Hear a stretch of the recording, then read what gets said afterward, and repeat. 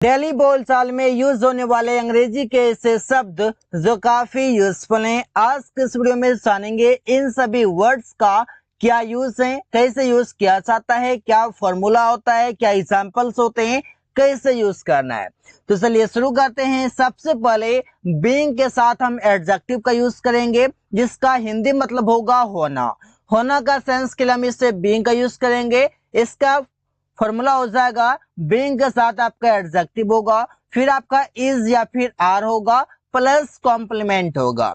Example देखते हैं, जैसे कि ईमानदार होना जरूरी है, तो सेंटेंस आप क्या बोलते हैं? Being honest is necessary. शिक्षित होना बहुत जरूरी है, अब सेंटेंस बनेगा being educated is very necessary. अब यहाँ पर देख रहे हैं होना के लिए आप यूज कर रहे हैं बीइंग का, होना के लिए आप यूज कर रहे हैं बीइंग का। इस पार्ट से आपको देखना है कि कैसे हम बीइंग का यूज कर सकते हैं होना के लिए। तो होना क्या हो रहा है? ईमानदार होना, शिक्षित होना, चोर होना, ऐसा आप बोल सकते हैं ना। आसानी से कई सारे वर्ड्स यूज कर सकते हैं। अमीर होना जरूरी है, बीइंग रिच इज इसेंशियल आप बोल सकते हैं। तो ऐसे आप सेंटेंसेस बना सकते हैं बीइंग की मदद से। आगे है वाज बीइंग, जिसका मतलब हो जाएगा किया जा रहा था। किया जा रहा था, दैट मीन्स वाज बीइंग आप लगाएंगे। अब यहाँ पर आपका जो फॉर्मूला होगा यहाँ पर आप लगा देंगे object plus was being plus verb का थर्ड फॉर्म। एग्जांपल देखिए, ऐसे पेड़ काटा जा रहा था तो the tree was being cut. सबसे पहले तो आप ये समझ लीजिए कि आपका वाज किसके साथ यूज किया जाएगा। वाज आपका यूज किया जाएगा ही के साथ, आपका यूज किया जाएगा आई के साथ, यूज किया जाएगा सी के साथ, यूज किया जाएगा रवि के साथ, इन सभी के साथ आपका यूज कर जाएगा। इससे ईट है तो ईट के साथ भी आप यूज कर सकते हैं। तो इन सभी के साथ आप यूज कर सकते हैं वॉज का। जैसे ट्री है तो ट्री आपका सिंगुलर नाउन है, इसके साथ भी आप वॉज का यूज करते हैं। जैसे उसे पीटा जा रहा था तो सेंटेंस होगा ही वॉज बीइंग बीटन। तो सेंटेंस में पता ये चल रहा है कि कोई काम किसी के द्वारा हो रहा था, कोई काम किसी के द्वारा किया जा रहा था। कब? पास्ट में किया जा रहा था। सड़क बनाया जा रहा था तो the road was being built. Built, beaten, cut, ये सभी आपके जो हैं ये तीनों आपके वर्ब के थर्ड फॉर्म है। इससे आपको देखना है बीइंग के बाद आपका आ रहा है। आगे गाइस बीइंग के साथ आप लगाते हैं एबल टू, जिसका मतलब होता है सक्षम या समर्थ हो रहा है। सक्षम या समर्थ हो रहा है का प्रेजेंट में हो रहा है। इसका फॉर्मूला हो जाएगा सब्जेक्ट होगा is am are plus being के साथ आप लगाएंगे एबल टू प्लस वर्ब का first form plus object. Example, ऐसे वो अंग्रेजी बोलने में समर्थ हो रहा है, मतलब समर्थ हो रहा है, उसमें चेंजिंग हो रहा है, वो एबल अब हो रहे हैं। तो सेंटेंस आपका बनेगा he is being able to speak English. He is being able to speak English, वो अंग्रेजी बोलने में समर्थ हो रहा है। वो खाना बनाने में समर्थ हो रही है, तो सेंटेंस होगा she is being able to cook food. इस सेंटेंस से यह पता चल रही है कि वो खाना बनाने नहीं जानती हैं, वो खाना बनाने में समर्थ हो रही हैं क्योंकि बार बार प्रैक्टिस हो रही है। आगे है बीइंग के साथ वर्ब का थर्ड फॉर्म, जो बताएगा कि किया जा रहा है। कब? प्रेजेंट टाइम में कोई काम किया जा रहा है। इसका फॉर्मूला काफी सिंपल होगा, जिसमें आप लगाएंगे object is am are plus being के साथ वर्ब का थर्ड फॉर्म। आपको पता है कि ऑब्जेक्ट का काम कौन करेगा? ऑब्जेक्ट का काम करेगा नाउन, ऑब्जेक्ट का काम करेगा प्रोनाउन। यही दोनों आपके ऑब्जेक्ट के काम करेंगे और यहाँ पर प्रोनाउन के सब्जेक्टिव केस सी आएगा, जैसे ही, सी, इट, आई, वी, यू, दे, इस पर से आएगा। इससे ध्यान में रखना है। एग्जाम्पल, ऐसे पेड़ लगाया जा रहा है, सेंटेंस होगा trees are being planted. Plant मतलब होता है लगाना, पेड़ लगाना, तो आप समझ सकते हैं कि ट्रीज आर बीइंग प्लांटेड, पेड़ लगाया जा रहा है। कब? प्रेजेंट में बातें हो रही हैं। आम तोड़ा जा रहे हैं, the mangoes are being plucked. Pluck मतलब होता है गाइस तोड़ना, और तोड़ना का थर्ड फॉर्म आपको यूज करना होगा क्योंकि तोड़ना आपका वर्ब है और वर्ब में आपको ईडी लगाना होगा, दैट मीन्स वर्ब का थर्ड फॉर्म उससे बनाना पड़ेगा। The mangoes are being plucked. इस बार से आगे है बीइंग के साथ वर्ब का थर्ड फॉर्म अगर आप लगाते हैं, इसका मतलब हो जाएगा कि कोई काम किया जा रहा था। इसका एग्जाम्पल हो जाएगा, फॉर्मूला स्पर्श होगा कि आपका ऑब्जेक्ट होगा was या वर होगा प्लस being के साथ वर्ब का थर्ड फॉर्म आप लगाएंगे। was और वर आपको पता है कि was आप लगाते हैं सिंगुलर सब्जेक्ट के साथ, वर आप लगाते हैं प्लुरल सब्जेक्ट के साथ। एग्जाम्पल होगा कि फूलों को पानी दिया जा रहा था, कोई काम पास्ट में किया जा रहा था, तो सरनेस होगा कि the flowers were being watered. Guys आपका वाटर जो है, वाटर मतलब पानी भी होता है और वाटर मतलब पानी देना भी होता है। जैसे फूलों में आप पानी देते हैं तो बोल सकते हैं कि मैं फूलों में पानी दे रहा हूं, आई एम वाटरिंग बोल सकते हैं। तो ऐसे आप समझ रहे हैं, आई एम वाटरिंग।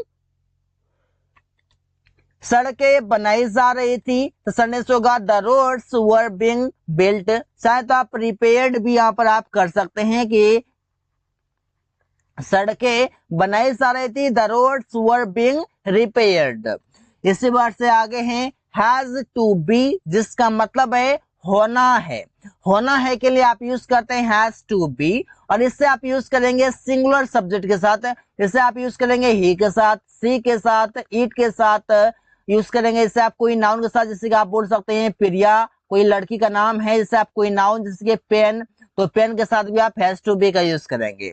एग्जाम्पल देखिए, इसे उससे एक डॉक्टर बनना है या फिर उससे एक डॉक्टर होना है, तो आप सेंटेंस कैसे बनाएंगे, he has to be a doctor. Be का दो तरह से मीनिंग आता है, बी मतलब आपका होना भी होता है और बी का मतलब आपका बनना भी होता है। तो दोनों तरीके से हम बी को यूज कर लेते हैं। इस बार से रवि को घर पर होना है, तो सेंटेंस होगा Ravi has to be at house. यहाँ पर आपका जो बी है, बी किसका मीनिंग दे रहा है, होना का मीनिंग दे रहा है कि Ravi has to be at house, Ravi को घर पर होना है। इस बार से प्रिया को सिंगर बनना है, Priya has to be a singer. Priya has to be a singer, Priya को एक सिंगर बनना है। ऐसा आप सेंटेंसेस बना सकते हैं। इसमें आपका क्या हुआ, सब्जेक्ट हुआ हैज टू बी, इसके बाद आपका अदर वर्ड आ गया, इससे आपका डॉक्टर, हाउस और सिंगर हुआ। इस बार से आप कहें हैव टू का मतलब हो जाएगा कोई काम करने को है। इसका फॉर्मूला सिंपल है, सब्जेक्ट होगा हैव टू प्लस वर्ब का first form plus other word हो जाएगा।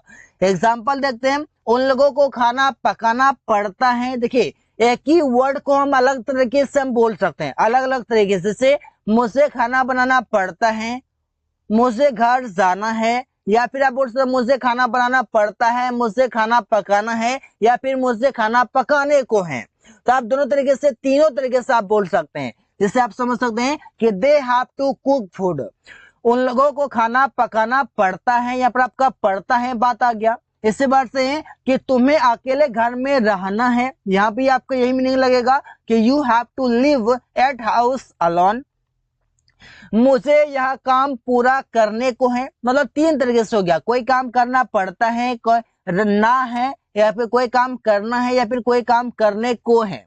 ऐसा बोल सकते हैं। तो I have to complete this work, मुझे यह काम पूरा करने को है। तो आप यहाँ पर देख पा रहे हैं कि एक ही वर्ड को हम अलग अलग तरीके से बोल पा रहे हैं, एक ही सेंटेंस को अलग अलग तरीके से हम बोल सकते हैं। was to be का मतलब हो जाएगा आपका किया जाना है, कोई काम किया जाना। जैसे आप नॉर्मली बोलते हैं ना कि कोई काम किया जाना है नॉर्मल केस में, तो बेसिक फंड आप समझ लीजिए, बेसिक में आप समझते हैं कि कोई काम किया जाना है तो was to be का आप यूज कर लेते हैं। लेकिन यहाँ पर was है आपका, तो पास्ट आपका मीनिंग देगा, तो कोई काम किया जाना था इस पर से होगा। इसमें हो जाएगा object plus was to be plus verb का थर्ड फॉर्म। was आप यूज करते हैं आई, ही, सी, इट और कोई सिंगुलर नाउन के साथ। एग्जांपल होगा वहां खाना खिलाया जाना था, तो सेंटेंस होगा the food was to be fed there। Feed मतलब होता है खिलाना, फीड का थर्ड फॉर्म आपका यहाँ पर फेड हो जाएगा। रवि को बुलाया जाना था, तो Ravi was to be called। Call मतलब होता है आपका बुलाना, या फिर आप चाहें तो यहाँ पर इनवाइटेड भी आप कर सकते हैं। Invited, Ravi was to be invited, Ravi को बुलाया जाना था, पास्ट में कोई काम किया जाना था। पत्र भेजा जाना था, the letter was to be sent। यहाँ पर सेंट जो है ये आपका वर्ब का थर्ड फॉर्म है। इसी बार से आगे है had to be, जिसका मतलब हो जाएगा कोई काम किया जाना था, कब, पास्ट में। लेकिन यहाँ पर आप हैड जैसा आप यूज करते हैं, ये बताता है कि आप जोर देकर बोलते हैं।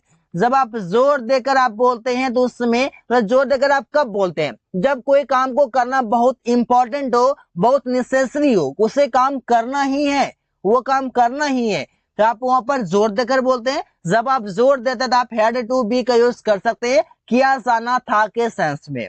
फॉर्मूला होगा आपका ऑब्जेक्ट के साथ had to be plus verb का थर्ड फॉर्म।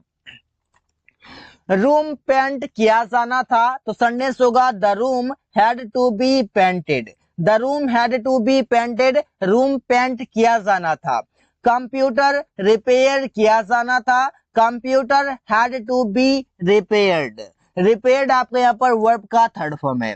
सड़क बनाया जाना था तो the road had to be built. यहाँ पर आप देख रहे हैं, यहाँ पर ऐसे काम दिखाया जा रहा है जो काम करना बहुत नेसेसरी है, एम्फेसाइज करके बोल रहे हैं। So guys, thanks for watching. That's all for today.